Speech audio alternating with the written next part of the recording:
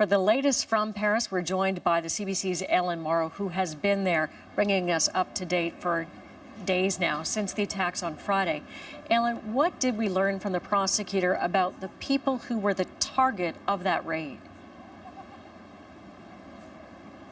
Well, we didn't learn very much at all, Diana, on that topic, and that's been a question we've been asking all day. Who were the people holed up in that apartment, and what were their connections to the attacks here in Paris last week? Particularly, what we want to know was a man named Abdelhamid Abaoud among them. Abaoud is believed to be the ringleader of the attacks here in Paris, and he is a relatively well-known ISIS militant from Belgium who has appeared in ISIS propaganda videos, including one where he's driving a pickup truck that's dragging corpses behind it. And police say that he was the target of this morning's raid. And that was pretty surprising news when we got that confirmation this morning, because previously it was believed that he still was in Syria with ISIS. Now, was he in this apartment? We still don't know for sure. What we do know is the prosecutor said that he is not among the 8 people that were arrested in that raid. Neither is a man named Salah Abdeslam, another fugitive on the run,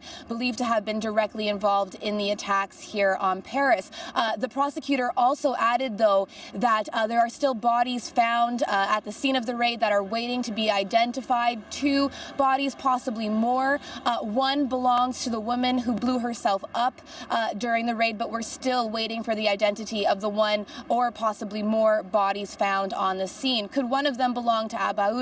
We're still waiting to find out, but what we do know for sure, Diana, is that he has not been arrested. Ellen, by any measure, this raid itself sounds spectacular. 5,000 rounds of ammunition expended by police, so many officers there that it lasted for hours. Tell us what took place in that neighborhood this morning.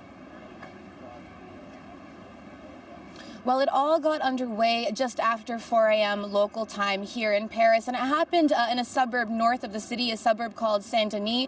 We have a map we can show you of the location of that suburb. The raid taking place not far from Le Stade de France, which is one of the places targeted in last week's attacks. And it was a very dramatic raid, as you say, a heavy exchange of gunfire between the people in the apartment and police officers. Of course, explosions going off, and people who live in the area around where the raid took place, understandably very terrified by what they were witnessing. Have a listen to this man talking about that earlier today. I opened the window, and from the window I heard like the sounds of I don't know if it was a Kalashnikov or something but like gunshots, and many gunshots. So I say, well, like that is not normal, and maybe the police is not, they don't realize. So I called the police, and they told me that don't worry, stay safe at home.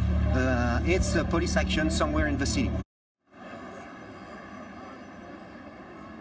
So that man, Diana, obviously and understandably very shaken by what he witnessed this morning. And this is the most dramatic police action we've seen since the attacks here in Paris on Friday, but it's by no means the only one. Since those attacks, French police have launched more than 400 raids across the country as the investigation into what happened continues. The CBC's Ellen Morrow reporting live from Paris.